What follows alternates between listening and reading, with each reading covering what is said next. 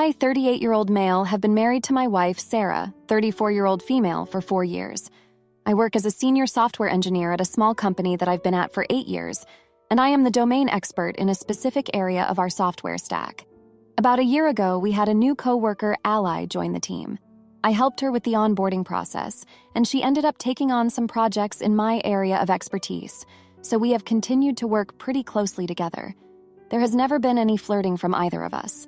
She knows I'm married. I think she's single because she hasn't mentioned having a partner, but we don't really do personal conversations like that. We mostly talk about work, interesting news in our industry, sometimes books, movies, etc. Now, the thing about Allie is she's undeniably very conventionally attractive. Tall, slim, blonde, symmetrical. If you met her in the street, you'd probably guess actress or model, not software engineer. I will admit that when I first met her, I thought, this is probably the most attractive person I will ever meet. But not in like an I want her way. More like just amazed that a person this perfect-looking exists. But after that initial shock, she quickly became just my coworker ally. I eventually learned that she had to leave her last 2 jobs due to intimacy harassment. Luckily, our team is mostly younger guys who've recently graduated from colleges with more balanced gender ratios. And we already have 2 other women engineers on the team, so everyone knows how to act respectfully toward each other.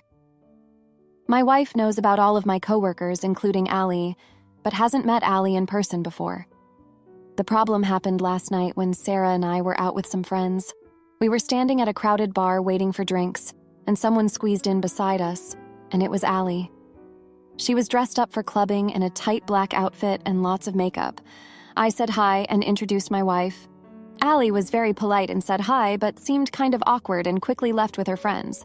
Later, my wife started grilling me about why I had never told her about Allie. I had, plenty of times.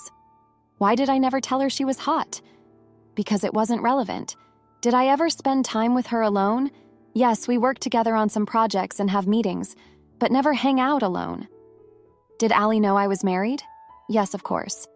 Why did Allie seem so uncomfortable to meet her? Probably because she didn't want her coworker seeing her in a revealing clubbing outfit. How come Allie had never come to any of the happy hours or holiday parties when she was there? I don't know. She never goes to those events regardless of whose spouses are there, and on and on. I kept trying to assure her that I'm not interested in Allie, but she wouldn't believe it. She finally told me that she wasn't comfortable with me ever being alone in a room with Allie. I told her that's just not possible with the nature of our work. She told me I could reassign her to a different project. This pissed me off because Allie is great at her job and has been fighting this kind of sexism her entire career. My next comment is probably the jerk moment. You're a pretty shitty feminist if you think I should deny a girl career opportunities just because she's hot. She's one of the smartest people I've ever worked with, and I'm not going to punish her because you're insecure, so you need to get over it. I slept on the couch. Now, after cooling off, I feel really terrible about saying that. I understand why my wife feels insecure. Our son is 16 months old, and she hasn't snapped back. Her words, not mine, and Allie was looking very fit last night, more than I would have even guessed. She dresses very modestly at work. I know I wouldn't be thrilled if she worked with Chris Hemsworth every day. But I also understand why Allie feels insecure that no one thinks she's smart or takes her seriously as an engineer. And Sarah is making the same shitty assumptions about her that her old coworkers did, and it made her life so miserable that she quit 2 very well-paying jobs. If I had to choose between my wife and Allie, I would choose Sarah 100%. I just don't feel like I should have to. Am I the jerk? Now, for a few comments before the update. Comment 1. I see a lot of people saying I was defending Ally. Just to be clear, this is an argument between me and my wife, and I was trying to defend myself. Allie's behavior is not the issue or the question here, and this is not a Sarah versus Allie fight where I need to pick sides.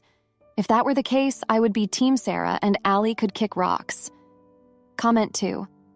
Allie probably wanted to get away from your wife. Trust me, we women instinctively know when another woman we've just met hates us. Oh, and the sexism Ally suffered at her previous places of employment? It didn't only come from the men. I'm sure the female partners played a huge role in her harassment. See, your wife. Now for the update. Thanks for all the comments on my last post. Well, things have gone from bad to worse. A month ago, I thought my biggest problem was my wife's jealousy over Allie. Now, I'm sitting here trying to piece together how my life turned upside down so quickly. It started with a work trip. Allie and I were sent to a conference across the country, a big deal for networking and showcasing our latest project. Sarah was already on edge, but I reassured her it was strictly professional. The conference was a hit, and our project got a lot of attention. One evening, after the day's events, Allie suggested we grab dinner to celebrate. It was just dinner, or so I thought. But when we got back to the hotel, Allie kissed me. I pushed her away, shocked, telling her this was not okay. I thought that was the end of it. I returned home, racked with guilt, even though I hadn't reciprocated. I decided to keep it to myself, not wanting to hurt Sarah over something that meant nothing. But Allie had other plans. She went to HR, spun a story about me making advances towards her, and suddenly I was the one being investigated for inappropriate behavior. The irony wasn't lost on me, considering Allie's history with harassment. The investigation was brutal. My reputation, my marriage, everything was on the line. Sarah found out, of course. She didn't believe my side of the story. Why would she? Allie was convincing, and I had kept that night a secret. Sarah moved out, taking our son with her. I was alone, fighting to clear my name. Then came the bombshell. One of Allie's old coworkers reached out to me. Turns out, Allie had a pattern of this behavior, twisting situations to her advantage, playing the victim while ruining careers. With this new information, I was able to prove my innocence to HR, but the damage was done. My marriage was in shambles, my trust in people shattered. Just when I thought things couldn't get any more complicated, Sarah's mother got sick. Very sick. It forced Sarah and me to communicate again for the sake of family. We were both stressed, worried, and it somehow brought down the walls between us. We started talking, really talking, about everything that had happened. In the midst of this family crisis, Sarah confessed something that hit me like a ton of bricks. She had been feeling neglected long before Allie came into the picture. Our son's birth had changed her, changed us, and I hadn't noticed. I was too wrapped up in work, in my own world. She felt alone, and Allie's presence had only magnified those insecurities. We were trying to rebuild, slowly, when another curveball was thrown our way. Allie was leaving the company. She had received a fantastic job offer elsewhere, one that she couldn't refuse. Part of me was relieved, but another part of me was furious. After all the chaos she had caused, she was just moving on. No consequences. The aftermath of Allie's departure was a mix of relief and tension. Colleagues who had been distant during the investigation started to warm up to me again, but there was an unspoken understanding that things would never be quite the same. Sarah and I are in counseling now. It's hard facing the truth about our marriage, about ourselves, but we're trying.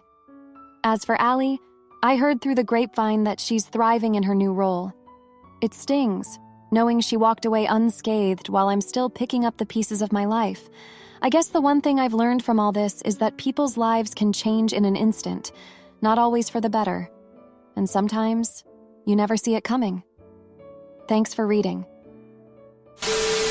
My husband spies on my therapy sessions and lies about our flight, so I record his deceits and serve him divorce papers.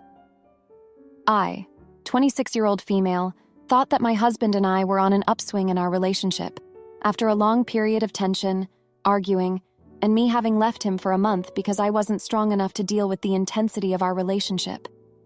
The reason I left him for a month was because his dad's company, which he was chief operating officer of, started implementing temporary remote work in 2020, but my husband ended up being 80% remote permanently. So much so, we moved an hour out from the city where we were previously living, and he could still do his job just fine while getting a larger house and privacy. So he was around much more. He claimed he moved me out of there because of one instant where a homeless man in NYC was getting aggressive with me and others on the subway, and how Connecticut was much safer. Yet his protectiveness became more intense when we moved to Connecticut. I started seeing a therapist virtually, and while I could not prove it, somehow my husband's actions reflected the fact that he heard what I was telling my therapist. We'd fight over how he'd take my thumb and put it over my phone's home button to open it, claiming he was just searching for a mutual friend's contact information. I finally left him when he took me on a birthday trip, and lied about the date he booked our return flight, causing me to almost miss my sister's baby shower. We took a break, and he began sending me texts of apology or saying, "Have a nice day," or "Good luck on your job interview." And then expensive gifts and notes saying even if I don't want to see him, he hopes for the best for me because he loves me. I gave him another chance because I had a pregnancy scare, and his dad was saying he missed all work obligations for weeks and was crying saying I hated him. I felt bad because I had said that if he treats me like a prisoner, I'd hate him. Things have been better. I have a job that's 15 hours a week for a property management company, and he no longer says I don't have to work. I've finally felt comfortable joking around with him and being my old self. However, I got suspicious because he started making pointed comments about certain parts of town that I had driven to for a work errand before I told him about them. My sister said he definitely has a tracker somewhere, got her husband to take a look around, and he found it. She told me he'd just say it's only there in case the car is stolen, so I needed to leave instead of letting him lie again. I've had enough, and when I told my husband I was going to go to a park, I ended up driving to a coffee shop instead. After a few minutes, his car pulls up into the parking lot, and he's furious that I deliberately played a trick on him. He accused me of hiding other things from him, but said the tracker was there in case the car was stolen. I told him I was going to leave him unless he confessed to the full truth, and he called me a liar and said he knew I was bluffing about leaving him. Am I the idiot? Now for a few comments before the update. Comment 1. Placing a tracker on your vehicle without your consent is a crime in Connecticut. You clearly do not like his control and mistrust. It is not going to get better. It is more likely to get worse. If you rebel against his control, it could end in violence. Leave him and find someone less crazy. You are not the AH for playing a joke. He is an AH for the controlling behavior. You would be an AH to yourself if you stayed with him, and even worse if you had any children with him. Give the tracker to your divorce lawyer. Comment 2. Wow. There is a lot to unpack here. First, you are not the AH. No way. You reacted normally. Second, get the hell out of there. He does not sound mentally stable or like a good husband. Tracking you, lying to you without thinking about consequences, and refusing you privacy? Insane. OP, you deserve better. Now, for the update. Thanks for sticking around for this update. So, after the coffee shop showdown, things went from bad to worse. My sister's husband, let's call him Mark, had been the one to find the tracker in my car. But what I didn't know was that Mark had his own secrets. Turns out he'd been having an affair with one of my coworkers, someone I considered a friend. It was a mess. My sister was devastated, and I felt betrayed on so many levels. I mean, here I was, dealing with my own marital issues, and now this. But the real kicker was when I found out that my friend was the one who had suggested to my husband to put a tracker in my car.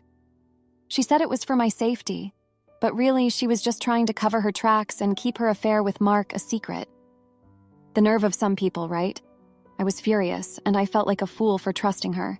My husband, meanwhile, was still playing the victim, acting like he was the one wronged because I had tricked him by going to the coffee shop.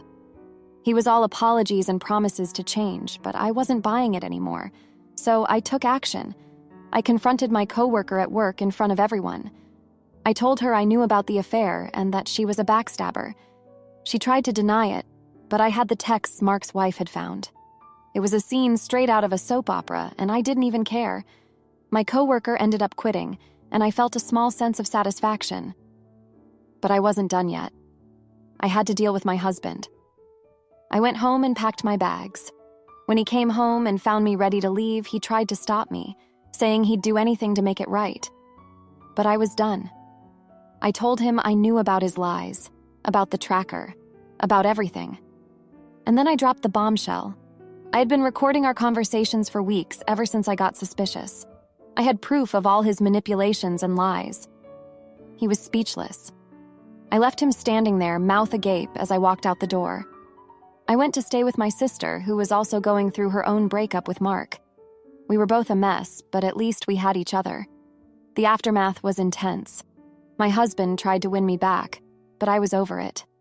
I filed for divorce, and with the recordings, I had a strong case. It was a long and messy process, but in the end, I was free. Free from the lies, the manipulation, and the betrayal. and that's where I am now. It's been a rough couple of weeks, but I'm starting to feel like myself again. I'm looking for a new job, considering my old workplace is now tainted with bad memories. My sister and I are supporting each other, and we're both starting to heal. Thanks for reading. My husband's family treated our bank account like an ATM, so I took over the finances and showed them who really controls the purse strings. I know this sounds ugly, but I am very transparent about my feelings with my spouse. I basically told my husband that if I would have known that his family would have caused so much pain in our relationship, then I wouldn't have married him. I knew before we got married that he helps his family out here and there. And the things I did know, I felt I had no say in how he managed his money because we weren't married yet. However, now that we are married, I had no idea it was this much and how hard it is for him to set boundaries with them until we got married and combined finances. My husband is unable to say no to his family, even if that means going against what we agreed to. My husband's family are immigrants. Some are still in the US and others are still back in their home countries. They are always asking for something from him. He pays his sister's phone bill every month. He sends $1,000 to certain siblings for schooling here and there. His father has asked him to buy him an investment property so he can make income from it. He was considering letting his sisters move into our house due to health complications. Him buying flights to go see his family without telling me or including me. And now we have a family member from his home country trying to suck up and leech off of us so he can come to the US. He is messaging me nonstop trying to butter me up. I will see messages of his family reaching out to him asking him to pay for funeral costs, medical bills, school bills, utilities, you name it. And he just gives it over. His father even made a joke one time saying, "I need to work hard so I can take care of him." None of this would be a problem if it wasn't for the fact that 1, we already weren't trying to pay off some student loans, and 2, if my husband learned to say no and not allow his family to pressure him. How are we supposed to start a family and have children when this is happening? I've told my husband that we need to go to therapy and he is not making any action towards it. I'm tired of it and hurt because him and I will come to agreements on things, and then his family start talking and he goes against our agreement. He says he doesn't want to disappoint his family. They are poor and they are good at convincing. He says he can't stand by and live in luxury while his family suffers. When he says no, they keep pressing him and he eventually gives in, which leaves me feeling unsafe and that I can't trust him. He is too nice, and I have no idea who I married because I felt blindsided that he kept the fact that his family is so needy away from me. Now he tries to make me feel bad and makes it seem like I'm the selfish, cold-hearted one for not wanting to share our resources. I'm over it, and I'm 2 seconds away from leaving him. The one red flag I did miss was 2 months before our wedding. He had sent $3,000 for his uncle's funeral. I told him that he should have talked to me about it, and he blew up and said, "This is my money. You are not my wife, and you will not tell me how I spend my money. You have no empathy for the fact that my family member just died, and the only thing you talk about is that I sent money to help them pay for the funeral." I probably should have called off that wedding. We are only 28 and 29 years old. Been married for less than a year. I knew cultures clash, but I didn't think it would be this big of a clash. He tells me to just be patient with him, and that he is trying to set boundaries and not be so easily swayed.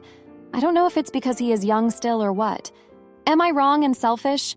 Now for a few comments before the update. Comment 1, not the idiot. But this ultimatum will go nowhere. He will agree with you to your face and then give them more money when they pressure him. You know it, you can't help it. I think if you are serious about giving your marriage a chance, you need him to agree to hand over control of the finances to you. I think if he had a more limited pool of money for his personal use, and he was only giving that money away to his family, maybe it's something you could live with. Otherwise, don't ask him to make yet one more agreement he's just going to break when his family gets to him. Just start protecting yourself. Start calling divorce lawyers. Comment 2, no idiots here. The two of you are simply not compatible. There is no way this is going to end in any way other than a divorce. Money, not cheating, is the #1 reason for divorce. Stop the bleeding and be done with it. Advice: if you ever decide to remarry, stay engaged a lot longer and talk out finances in detail. Now for the update. Thanks for sticking around for this update. So, things have gone from bad to worse. My husband's cousin, The one who's been buttering me up to get to the US, well, he showed up unannounced. Just landed here and expected us to take him in. My husband, without a word to me, said yes. I was livid. It's like my feelings don't even register on his radar. Then his sister, the one with health issues, she did move in. Our small place is now a crowded mess. I can't even find a quiet corner to think. She's nice and all, but I didn't sign up for a full house. My husband promised it would be temporary, but I've seen how his promises work out. Amidst this chaos, my husband's father called. He's decided he doesn't just want an investment property. He wants us to buy him a house. A house! As if money grows on trees.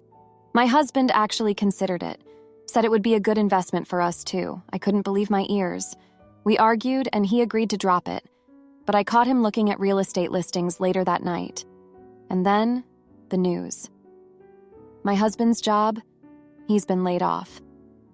With everything going on, he hadn't told me they were downsizing. Now, with no income and a house full of dependents, I felt the ground give way beneath me. He assured me he'd find something soon, but I saw the fear in his eyes. I thought it couldn't get any worse, but it did. His family started asking for more money, oblivious to our situation. And my husband, he started selling some of our things to send money back home. I found out when I couldn't find my grandmother's watch. He'd sold it, said it was for his brother's emergency medical bills. I was heartbroken and betrayed. In a moment of desperation, I reached out to my own family for support. They offered to loan us money to get through this rough patch. I was hesitant, but I saw no other option. I took the money without telling my husband, thinking I could manage our finances better than he ever did. But then, he found out. He was furious, said I had no right to go behind his back. I argued that he'd been doing the same for months. It was a nasty fight, one that left us both questioning our future together. In the heat of the moment, I made a choice. I told him I'd handle all our finances from now on, that he was cut off from any decision-making. He reluctantly agreed, worn down by the guilt and the pressure. I thought I was taking control, finally doing something right. But I was wrong. I didn't realize how much his family's opinion mattered to him. By taking over, I pushed him further away.